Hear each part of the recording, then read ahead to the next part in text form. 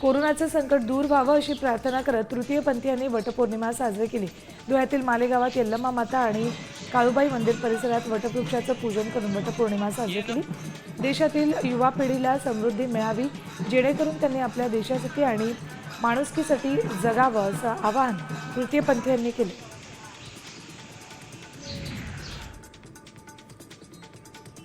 SBI bank अधिकाऱ्यांना कानशिलात लगावणं ठाकरेंच्या पदाधिकाऱ्यांना महागात पडले। जिल्हाध्यक्ष अतुल सोनवणेंसह महानगर प्रमुख आणि 15 कार्यकर्त्यांवर गुन्हा दाखल करत धीरज पाटील आणि एकाला अटक केली। धुळ्यातील एसबीआय बँकेत महिलेसोबत अपशब्द वापरण्याची तक्रार केली होती। याचा जाब विचारत ठाकरे गटाच्या अधिकाऱ्यानं बँकेच्या अधिकाऱ्याला कानशिलात लगावली।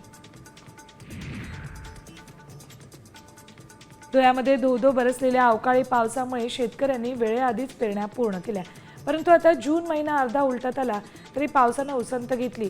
पेरणी केलेल्या शेतकऱ्यांच्या चिंतेत वाढ झाली। पाऊस आणखी काही दिवस लांबल्यास दुबार पेरणीचे संकट शेतकऱ्यांना वाटू लागले।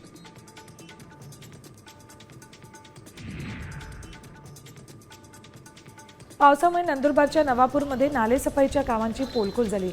नवापूरच्या बस स्टँडमधील मुख्य नाल्याच्या आता पोकलेन मशीनच्या साहाय्यानं गाळ काढण्यात आलेला काढलाय तो राडारुडा नाल्यातच पसरवून टाकला जातोय। यामुळे पावसात वस्त्यांमध्ये पाणी शिरण्याचा धोका वाढलाय। याबाबत अधिकाऱ्यांना विचारलं तर उडवाउडीची उत्तरं दिली जात आहेत।